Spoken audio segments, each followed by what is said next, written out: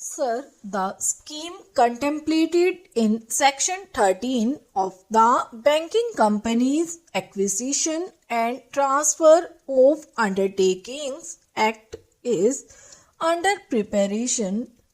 Government officials are consulting the Reserve Bank and the chief executives of nationalized banks. Whatever constructive suggestions you may make will be taken into consideration.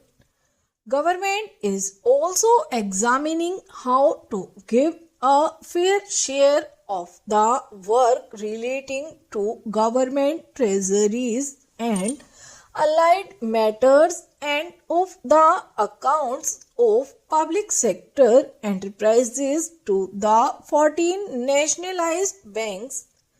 In the weeks immediately following July 19, it was rumored in some circles that the nationalization of the 14 banks would lead to the denial of loans to large productive enterprises.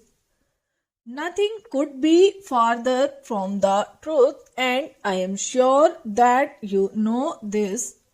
The production of goods and services useful to the community must expand fast. Otherwise, grave distortions arise in the economy leading to unemployment. You should have no hesitation in assisting all genuine productive enterprise of medium and large size.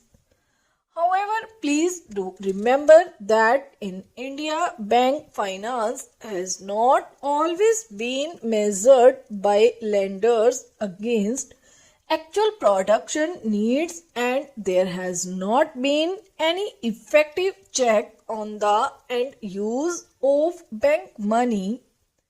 Naturally, you should be more alert in this sphere so that very big enterprises or houses do not have to be given larger assistance than is actually warranted in terms of the needs of production and distribution.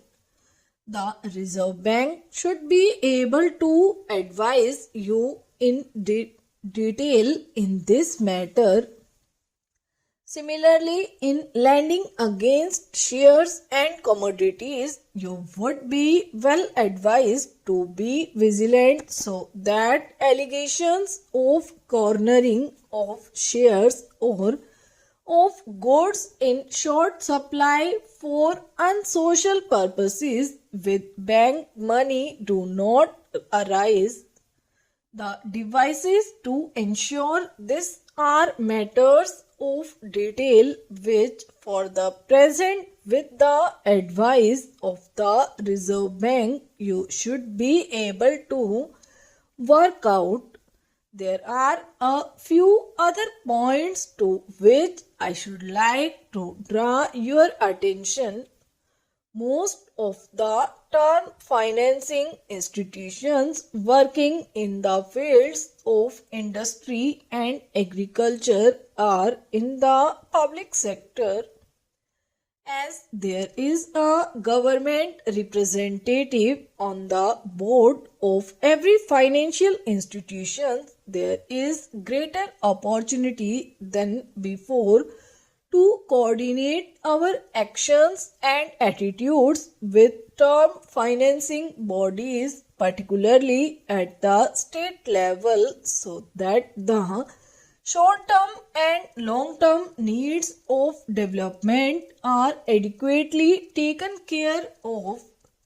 As I have mentioned earlier, it would be useful to be actively in touch with the state and union territory governments so that they do not remain in ignorance of what you can do and what you cannot, and they may so trim and adopt their expectations as to get the best out of the monetary system for the good of the public without nationalized banks having to depart from sound canons of wise financing.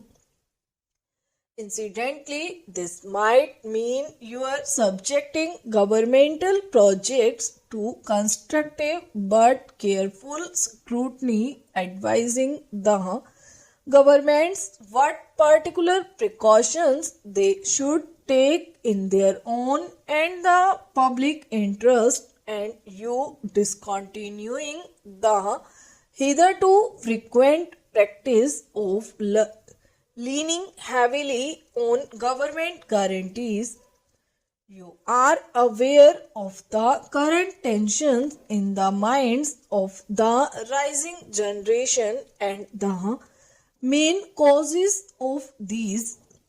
One of the irregularities we must correct is the complaint of neglect and incomprehension which the student community appears to make against established authority. It is good to learn that some of you have schemes for financial assistance to students in need. These schemes deserve wide publicity. Those like you who have knowledge and experience of business, industry, and the monetary system can also usefully establish closer touch with the student community. Perhaps you and your senior officials could occasionally arrange meetings with young people and also with other sections of the public. I am glad to know that some of you are trying to use Hindi and regional languages in your contacts with your customers and the public. I think it is necessary to evolve some positive attitude to the language problem over which there are strong feelings in the country. I should like to assure you that the government has no intention of forcible amalgamation of one nationalized bank with another or of upsetting the management of any bank which does its best to achieve well-known objectives. If structural changes in banks are felt to be necessary in the light of working experience wherever possible, these should come about through consultation and coordination. The fear was expressed to me by some smaller banks whether their voice would be heard equally along with bigger banks. I am sure that his will be so. The misunderstanding which arose in some uninformed circles after nationalization is settling down. I am sure that soon it will disappear altogether. The nationalized banks, the Reserve Bank, and the central government will, however, be judged by the country mainly by quality and depth of the endeavor they make towards ensuring social and economic justice and for upliftment of the weaker sections of society. Stop.